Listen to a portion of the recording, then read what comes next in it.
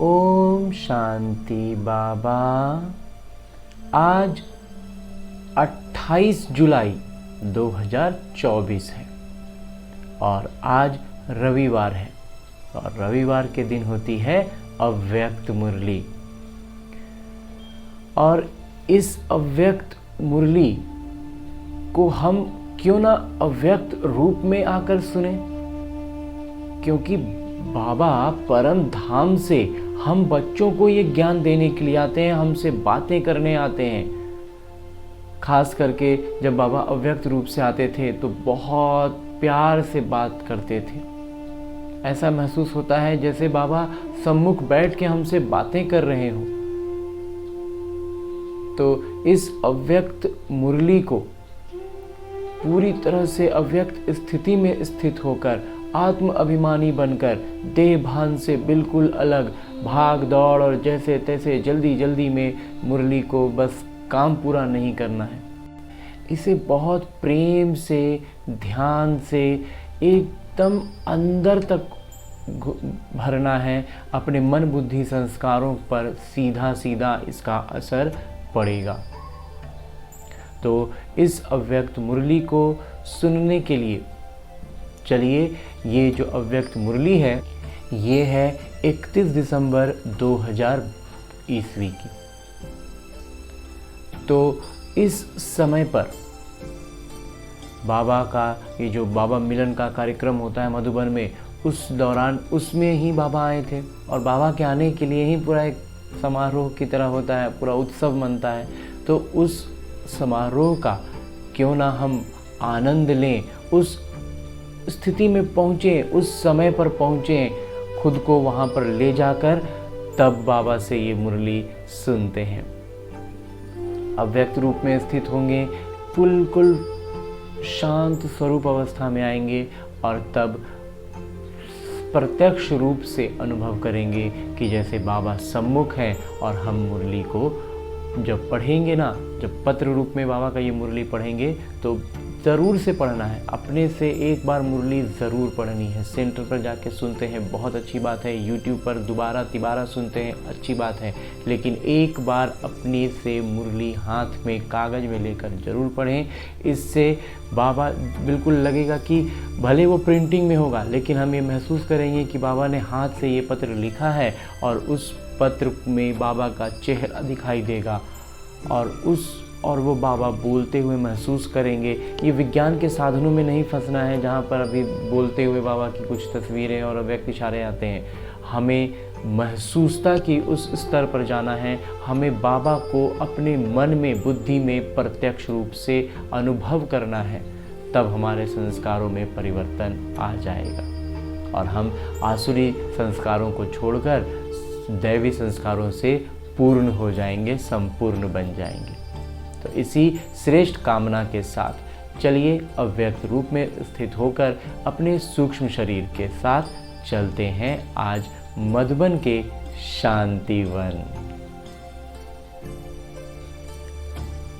मैं आत्मा अपने लाइट के शरीर से, इस स्थूल शरीर से अलग होकर खड़ा हो गया और मन की गति से एक क्षण से भी कम समय पर मैं पहुंच गया हूँ मधुबन में, मनमोहिनी वन के त्रिलोक नाम के इस भव्य महल में। और अब त्रिलोक से आगे बढ़ते हैं, त्रिलोक के इस भवन से बाहर निकलते हैं और सामने एक छोटा सा फुलवारी जिसमें सुंदर सुंदर फूल और बाग बगीचे, जिसमें शेर, हाथी, मोर, खरगोश सब बनाए गए हैं जो बहुत ही असली लगते हैं। उनको निहारते हुए, प्रेम के भावना से परिपूर्ण होते हुए आगे बढ़ते हैं। और आगे बढ़ते हैं तो दाहिनी तरफ एक छोटा सा बगीचा जिसके चारों तरफ झूले लगे हैं और सभी झूलों पर एक दो आत्माएं बैठी हैं और बाबा के साथ मानो झूल रही हैं और बाबा उनको बड़े प्यार से झुला रहे हैं। इस मनोरम प्यारे दृश्य को देखते हुए आगे बढ़ते हैं तो दोनों ही तरफ भव्य मकानों से भरा ये मनमोहिनी वन बहुत खूबसूरत लगता है।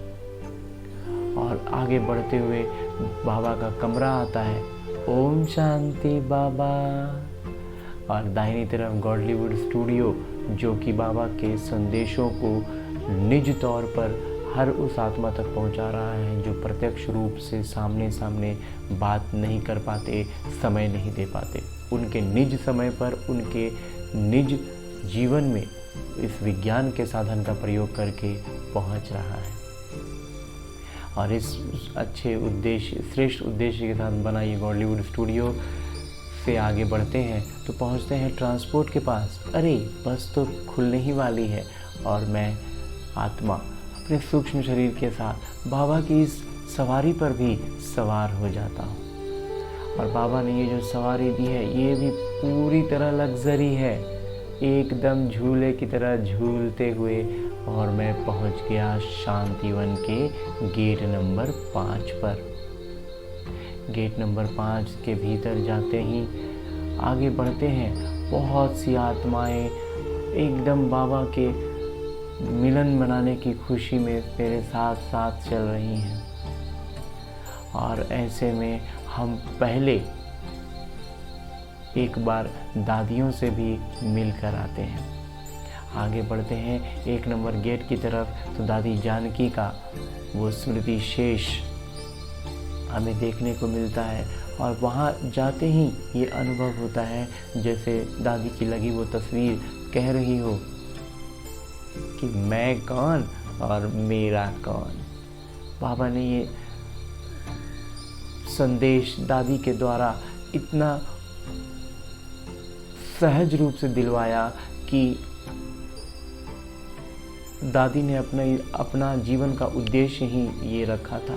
दादी बस एक शब्द में यही कहती थी। और दादी जानकी के स्मृति शेष वो स्तंभ से हम लौट कर आते हैं दादी प्रकाशमणि के इस बागीचे में, शक्ति स्तंभ के पास, जहाँ दादी का वो संदेश स्मृति में आता है। मानो दादी की वो तस्वीर बोल रही हो कि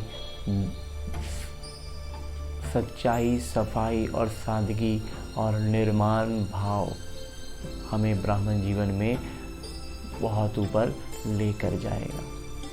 और दोनों ही दादियों से मिलने के बाद हम गुलजार दादी के अव्यक्त लोक में जाएंगे मुरली सुनने के बाद बाबा का अव्यक्त इशारा लेने के लिए।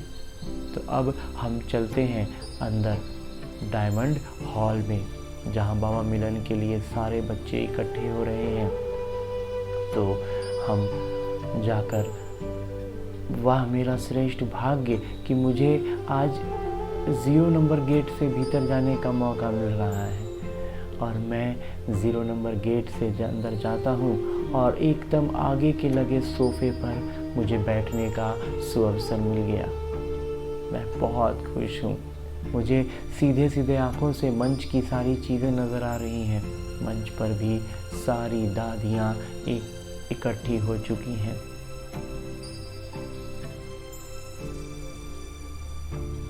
और दादियों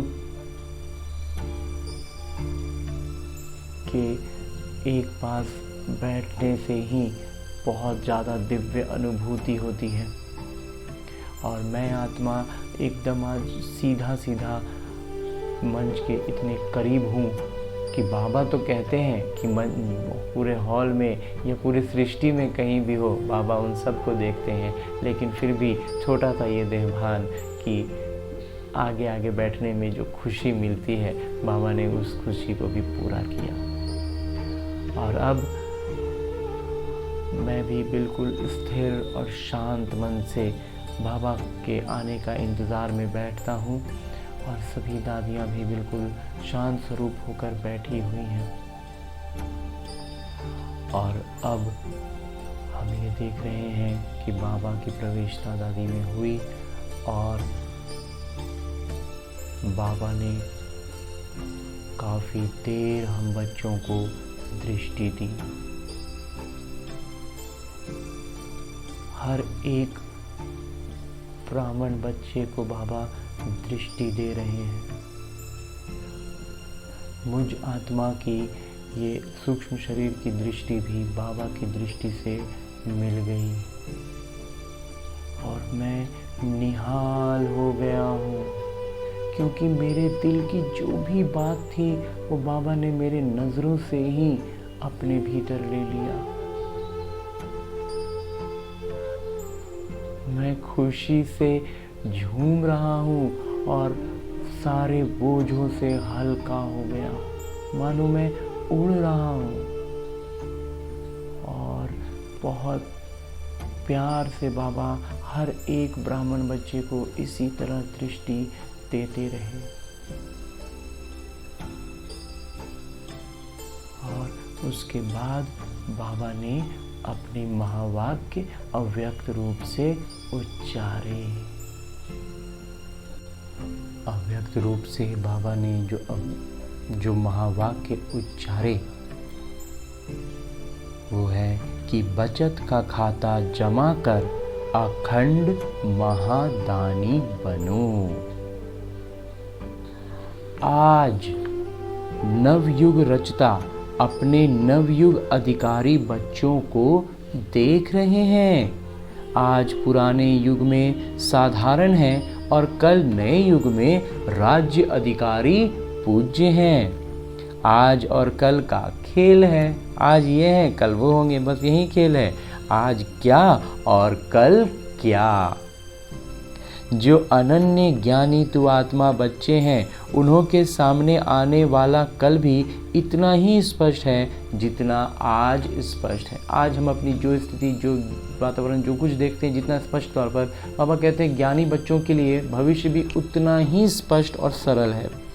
आप सभी तो नया वर्ष मनाने आए हो, लेकिन माता पिता नया युग देख रहे हैं। हम बच्चे नया वर्ष मनाने आए हैं और बाबा तो नया युग ही देख रहे हैं, क्योंकि 31 दिसंबर 2000 की बात है ना। तो नए वर्ष में तो हर एक ने अपना अपना नया नया योजना बनाया ही होगा। आज पुराने की समाप्ति है। समाप्ति में सारे वर्ष की रिजल्ट देखी जाती है। तो कोई भी चीज़ जब समाप्त होगा तो उसका पूरा एक फाइनल कंक्लूजन निकालेंगे। तो आज माता पिता ने भी हर एक बच्चे का वर्ष का रिजल्ट देखा। बाबा हर एक बच्चे का जो पूरा साल भर का लेखा जोखा है, हिसाब किताब है ना, वो सब देखे थे बाबा। माता पिता को देखने में समय नहीं लगता और माता पिता को देखने में थोड़ी ना समय लगेगा। तो आज विशेष सभी बच्चों के जमा का खाता देखा। पुरुषार्थ तो सभी बच्चे ने किया, याद में भी रहे, सेवा भी की, संबंध संपर्क में भी लौकिक या अलौकिक परिवार में निभाया। लेकिन इन तीनों बातों में जमा का खाता कितना हुआ? सब सेवाएं की, सब बातें की, सब संदेश दिया, लौकिक अलौकिक परिवार को निभाया भी, लेकिन बाबा कहते हैं इन सब में जमा का खाता कितना जमा हुआ? आज वतन में माता पिता ने जगत अम्बा माँ को इमर्ज किया। खांसी आई, आज बाजा थोड़ा खराब है, आज दादी को थोड़ी सी खांसी आ गई। उनकी शारीरिक तो स्थिति थोड़ी सी गड़बड़ाई थी उस समय, लेकिन बाबा कहते हैं बजाना तो पड़ेगा ना। बाजा थोड़ा खराब है लेकिन फिर भी बजाना पड़ेगा। तो माता पिता और मम्मा ने मिलकर सभी के बचत का खाता देखा। आज सिर्फ बाबा ने नहीं देखा है, मम्मा ने भी देखा है। बचत करके जमा कितना हुआ? तो क्या देखा? जब उस बात को देखें कि बचत करने के बाद कितना जमा हुआ, तो क्या देखा होगा मम्मा बाबा ने? नंबरवार तो सभी हैं ही, लेकिन जितना जमा का खाता होना चाहिए उतना खाते में जमा कम था। जितना होना चाहिए था उतना नहीं था। तो जगत अम्बा माँ ने प्रश्न पूछा, मम्मा ने प्रश्न पूछा कि याद की सब्जेक्ट में कई बच्चों का लक्ष्य भी अच्छा है, पुरुषार्थ भी अच्छा है, फिर जमा का खाता जितना होना चाहिए उतना उससे कम क्यों? उतना कम क्यों? बातें रूरिहान चलते चलते यही रिजल्ट निकली कि योग का अभ्यास तो कर ही रहे हैं, लेकिन योग की अवस्था की परसेंटेज साधारण होने के कारण जमा का खाता साधारण ही है। योग की स्थिति कितनी श्रेष्ठ है, मम्मा कह रही हैं, उस पर फर्क पड़ रहा है और इसीलिए वो साधारण है, स्थिति हमारी साधारण है, तो हमारी जमा का खाता भी साधारण हो गया। योग का लक्ष्य अच्छी तरह से है, लेकिन योग की रिजल्ट है योग युक्त, युक्ति युक्त बोल और चलन। योग का लक्ष्य जैसा भी हो, लेकिन योग लगा कि नहीं, ये बातें हमारी योग युक्त स्थिति से, हमारी युक्ति युक्त बोल से और हमारी चलन से झलकेगा। उसमें कमी होने के कारण योग लगाने के समय योग में अच्छे हैं, लेकिन योगी अर्थात योगी का जीवन में प्रभाव, योग लगाने में बोलते हैं कि हम बहुत अच्छे हैं, लेकिन उसका जीवन में प्रभाव कैसा पड़ रहा है ना, बस उसी से पता चल जाएगा। इसलिए जमा का खाता कोई कोई समय का जमा होता है, कोई कोई कहीं समय का ही जमा हो पाता है, हर समय का जमा नहीं हो पाता है, क्योंकि अवस्था नहीं होती, उसका प्रभाव जीवन पर नहीं दिखता है। लेकिन सारा समय जमा नहीं होता, चलते चलते याद की परसेंटेज साधारण हो जाती है, उसमें बहुत कम जमा खाता बनता है। और जब हमारी याद की अवस्था नीचे जाती है तो जमा का खाता भी नीचे चला जाता है। दूसरा है कि सेवा की रूह-रिहान चली। अब फिर बाबा ने बताया कि सेवा का रूह-रिहान देखे, सेवा तो बहुत अच्छा करते हैं, दिन रात व्यस्त रहते हैं, योजना भी बहुत अच्छे अच्छे बनाते हैं और सेवा में वृद्धि भी बहुत अच्छी हो रही है। फिर भी ज़्यादातर का जमा का खाता कम क्यों? फिर भी जमा का खाता कम है, सेवा भी अच्छा कर रहे हैं, सब कुछ कर रहे हैं, फिर भी क्यों कम है? तो रूह-रिहान में ये निकला कि सेवा तो सब कर रहे हैं, अपने को व्यस्त रखने का पुरुषार्थ भी अच्छा कर रहे हैं, फिर कारण क्या है? तो यही कारण निकला कि सेवा का बल भी मिलता है, फल भी मिलता है। बल है स्वयं के दिल की संतुष्टता और फल है सर्व की संतुष्टता। अगर सेवा की, मेहनत और समय लगाया तो दिल की संतुष्टता और सर्व की संतुष्टता, चाहे साथी चाहे जिन्हों की सेवा की, दिल में संतुष्टता अनुभव करें। चाहे हम जिन साथियों के साथ मिल के सेवा कर रहे हैं उनको संतुष्टता मिले, चाहे जिनकी सेवा कर रहे हैं, जिन नए बच्चों को समझा रहे हैं, उनको बात संतुष्ट लगे, उस बातों से संतुष्ट होवें, वो अनुभव करें संतुष्टता। बहुत अच्छा कह के चले जाएं, नहीं खाली मुंह से बहुत अच्छा बोल के चले जाएं, वैसा वाला नहीं। दिल में संतुष्टता की लहर अनुभव। मुंह से क्या बोले वो ज़्यादा फर्क नहीं पड़ता है, उनका आत्मिक स्थिति को अगर स्मृति आ गई, वो उस स्मृति में आए कि सही में मैं आत्मा हूँ, ये बात उनको छू गई ना, तो बाबा कहते हैं वो होगा संतुष्टता। वो अपने साथ संतुष्टता लेकर जाएंगे। खाली बहुत अच्छा मुंह से बोल के गए तो बाबा कहते हैं वो वाला नहीं। कुछ मिला, बहुत अच्छा सुना, बहुत अलग बात है। कुछ मिला, कुछ पाया, जिसको माता पिता ने पहले भी सुनाया। एक है दिमाग तक तीर लगाना, दूसरा है दिल पर तीर लगाना। अगर सेवा की और स्व की संतुष्टता, अपने को खुश करने की संतुष्टता नहीं, बहुत अच्छा हुआ नहीं, खुद ही किए और खुद ही नहीं, बहुत अच्छा हुआ, ये वाला बाबा कहते हैं नहीं। दिल माने स्व की भी और सर्व की भी, सबका दिल से लगे कि नहीं बात बहुत अच्छी है, बहुत अच्छी सेवा हुई है, चाहे वो हमारे ब्राह्मण साथी हो या फिर जिनको सेवा कर रहे हो उनका दिल में ये बात पहुंचनी चाहिए। और दूसरी बात है कि सेवा की और उसका रिजल्ट अपनी मेहनत या मैंने किया ये स्वीकार किया, अर्थात सेवा का फल खा लिया।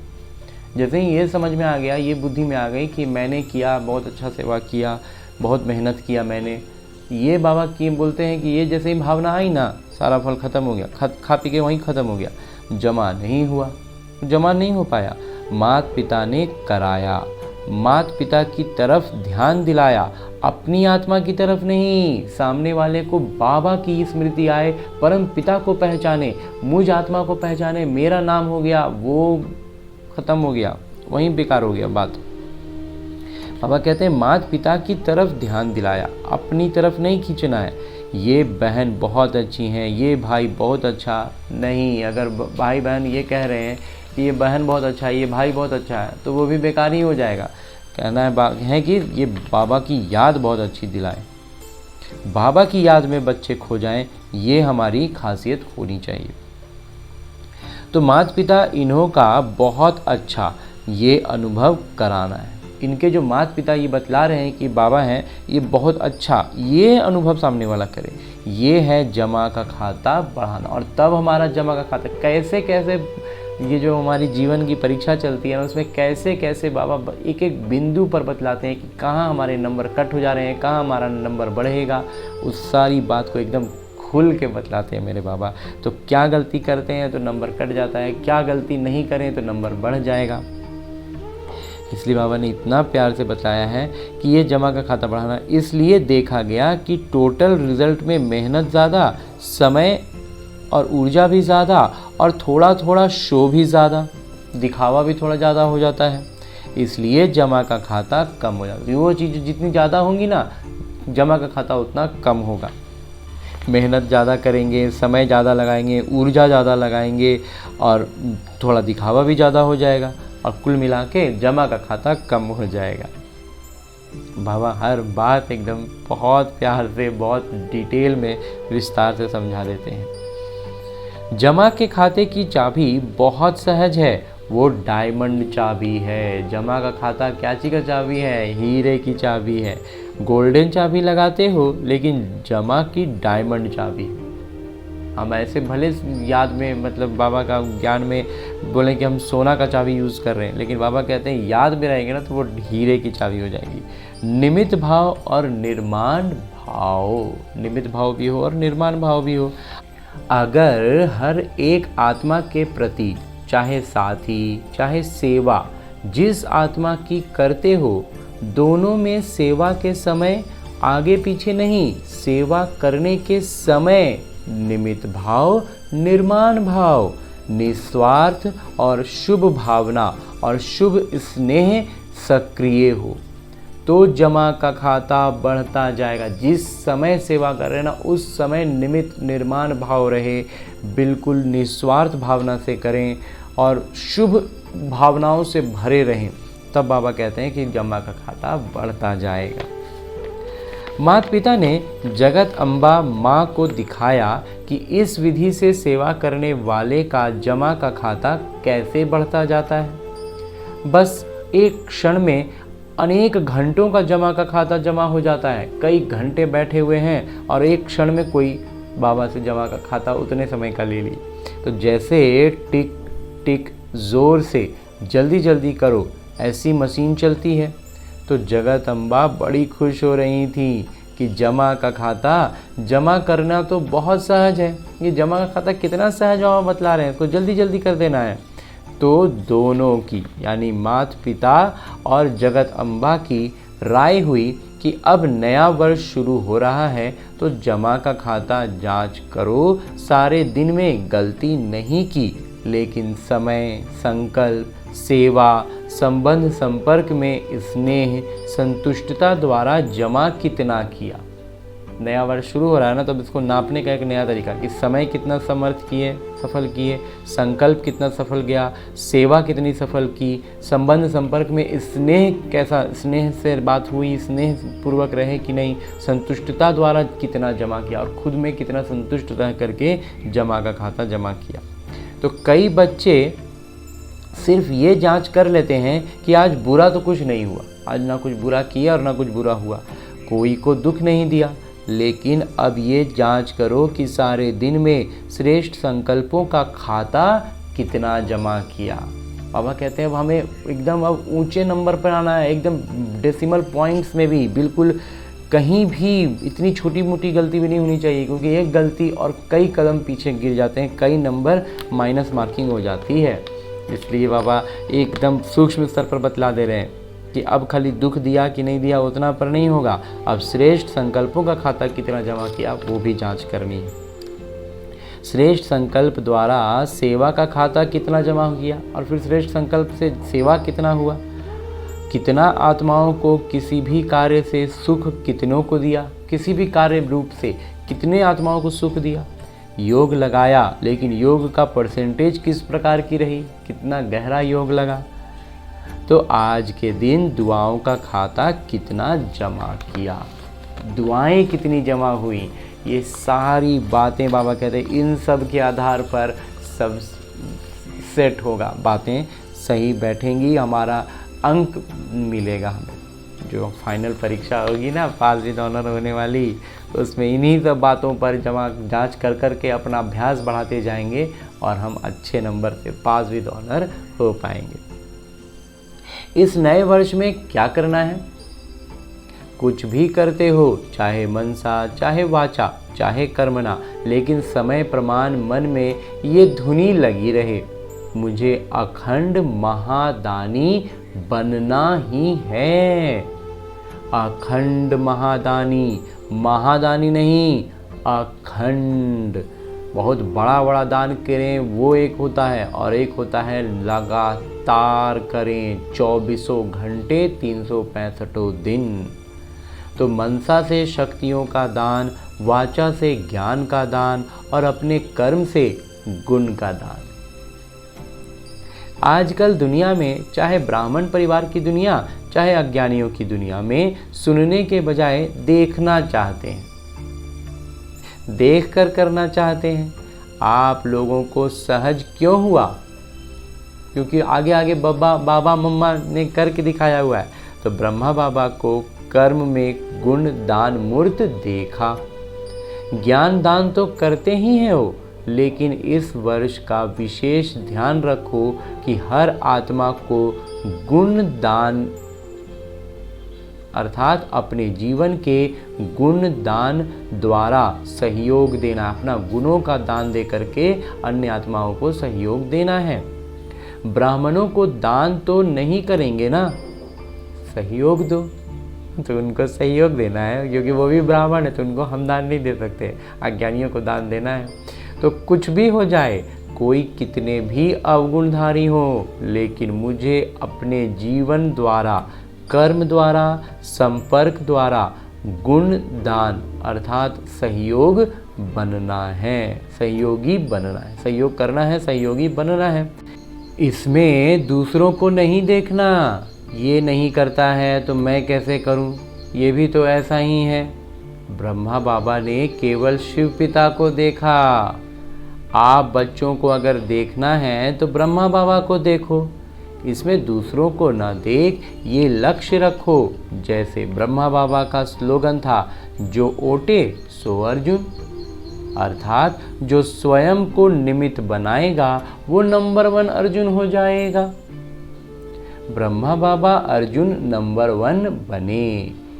अगर दूसरों को देख करके करेंगे तो नंबर 1 नहीं बनेंगे, दूसरों के पीछे ही रह जाएंगे, नंबर वार में आएंगे, नंबर 1 नहीं बनेंगे, नंबर वार रह जाएंगे, क्रम में रह जाएंगे। जो लाइन लगेगी ना, वो लाइन में कहीं पर बीच में रहेंगे, आगे में नहीं रह पाएंगे।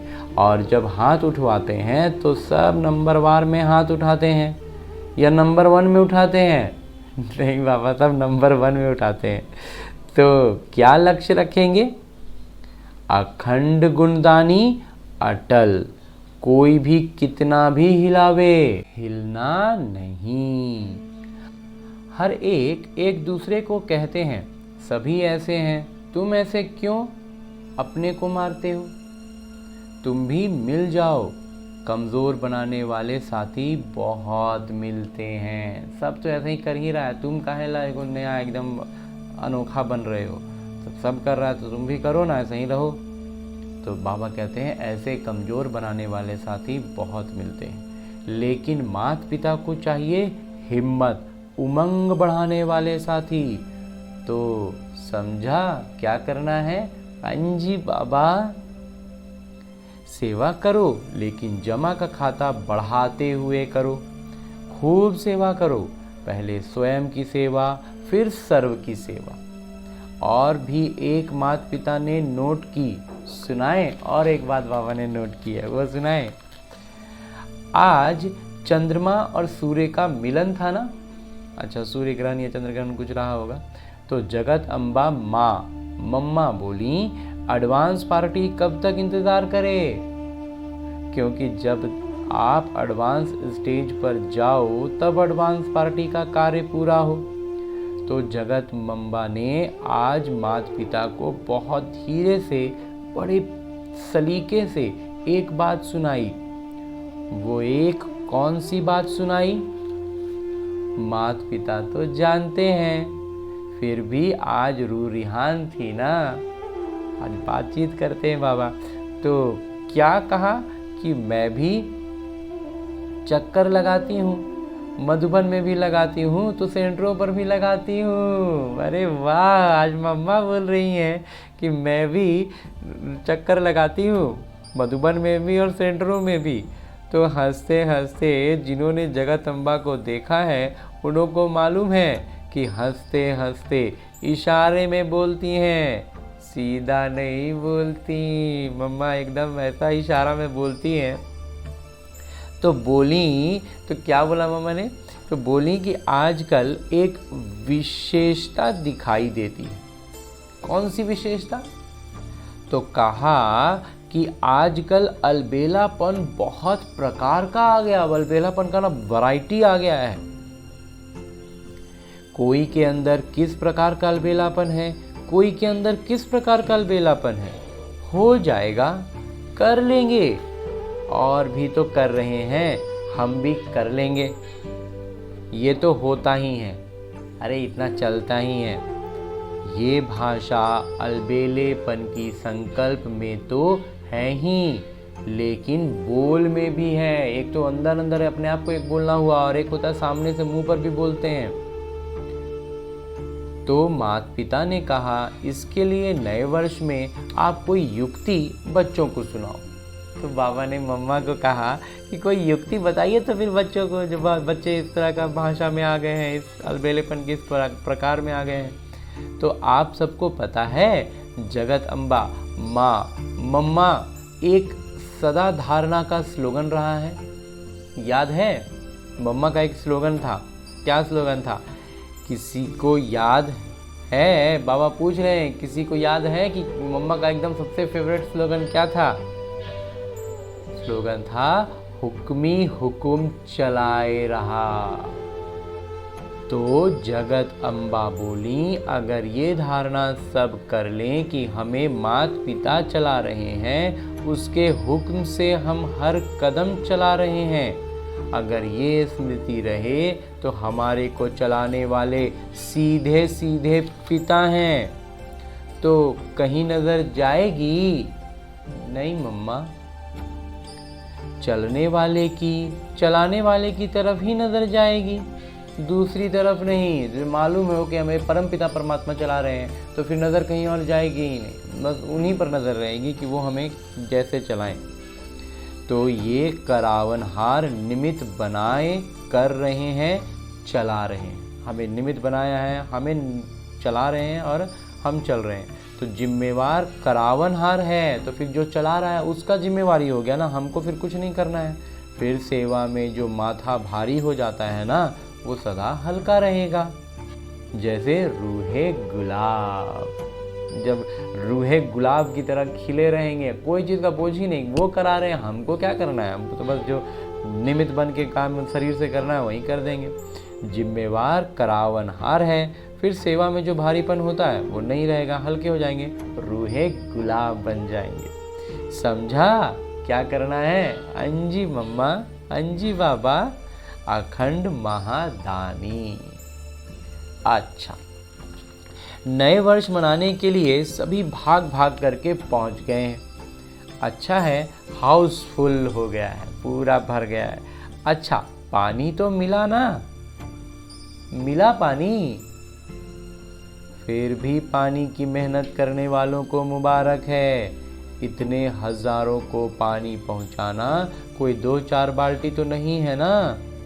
चलो, कल से तो चला चली का मेला होगा। अब आज बाबा मिलन हो गया तो कल से तो फिर लोग निकलने लगेंगे। सब आराम से रहे। थोड़ा सा तूफान ने पेपर लिया, थोड़ी हवा लगी, सब ठीक रहे, पांडव ठीक रहे। अच्छा है, कुंभ के मेले से तो अच्छा है ना। अच्छा, 3 पैर पृथ्वी तो मिली ना? खटिया नहीं मिली, लेकिन 3 पैर पृथ्वी तो मिली ना।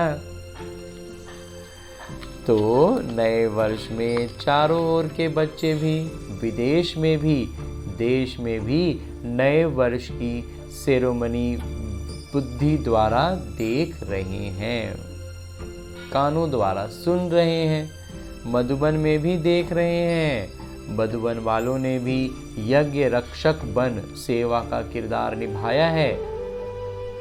बहुत अच्छा। माता पिता विदेश व देश वालों के साथ मधुबन वासियों को भी जो सेवा के निमित्त हैं, उन्हों को भी मुबारक दे रहे हैं। अच्छा, बाकी तो कार्ड बहुत आए हैं, आप सब भी देख रहे हो ना, बहुत कार्ड आए हैं। कार्ड तो बहुत बड़ी बात नहीं है, लेकिन उसमें छिपा हुआ दिल का स्नेह है। तो माता पिता कार्ड की शोभा नहीं देखते, लेकिन कितने कीमती दिल का स्नेह भरा हुआ है। तो सभी ने उसमें जो स्नेह भर के हम बच्चे भेजते हैं ना बाबा, उस स्नेह को देखते हैं। तो सभी ने अपने अपने दिल का स्नेह भेजा है। तो ऐसे स्नेही आत्माओं को विशेष एक का नाम तो नहीं लेंगे ना, लेकिन माता पिता कार्ड के बदले ऐसे बच्चों को स्नेह भरा रिगार्ड दे रहे हैं। बाबा, हम बच्चों का इतना लिहाज करते हैं, इतना प्यार करते हैं, बहुत प्यार कर रहे हैं मेरे बाबा। याद पत्र, टेलीफोन, कंप्यूटर, ईमेल, जो भी साधन है, उन सभी साधनों से पहले संकल्प द्वारा ही माता पिता के पास पहुंच जाता है। फिर लौकिक तौर पर जो भी करते रहे, मन में जो संकल्प आया ना, वो सीधा पहुंच गया बाबा के पास। आपके कंप्यूटर और ईमेल में आता है, आपका आपस में है कि आप विज्ञान के साधनों पर जा रहे हैं। बाबा तो संकल्पों से ही सुन लेते हैं। तो बच्चों के स्नेह माता पिता के पास हर समय पहुंचती है। कोई भी समय हो, माता पिता के पास हमारा संकल्प सीधा पहुंचता है। लेकिन आज विशेष नए वर्ष के कईयों ने योजना भी लिखी हैं, प्रतिज्ञाएं भी की हैं, बीती को बीती कर आगे बढ़ने की हिम्मत भी रखी है। सभी को माता पिता कह रहे हैं, बहुत बहुत शाबाश बच्चे, शाबाश। आप सभी खुश हो रहे हैं ना? बाबा शाबाशी देंगे तो खुशी तो होगी ना, तो वो भी खुश हो रहे हैं। अभी माता पिता का यही दिल की आश है कि दाता का बच्चा हर एक दाता बन जाओ। मांगो नहीं, ये मिलना चाहिए, ये होना चाहिए, ये करना चाहिए। दाता बनो, एक दूसरे के आगे बढ़ने में फ्राक दिल बनो, सेवा में और संकल्पों में, स्मृति की श्रेष्ठता में बाबा कहते हैं एक दूसरे से आगे बढ़ो, मांगने में नहीं रहो। माता पिता को छोटे कहते हैं कि हमको बड़ों का प्यार चाहिए, और बाबा छोटों को कहते हैं कि बड़ों का लिहाज रखो तो प्यार मिलेगा। लिहाज देना ही लिहाज प्यार लेना है। हम बड़ों का लिहाज करेंगे तो हमें बड़ों का प्यार मिलेगा। तो रिगार्ड ऐसे नहीं मिलता, ऐसे ही कोई भी आपका इज्जत थोड़ी करेगा, देना ही लेना है।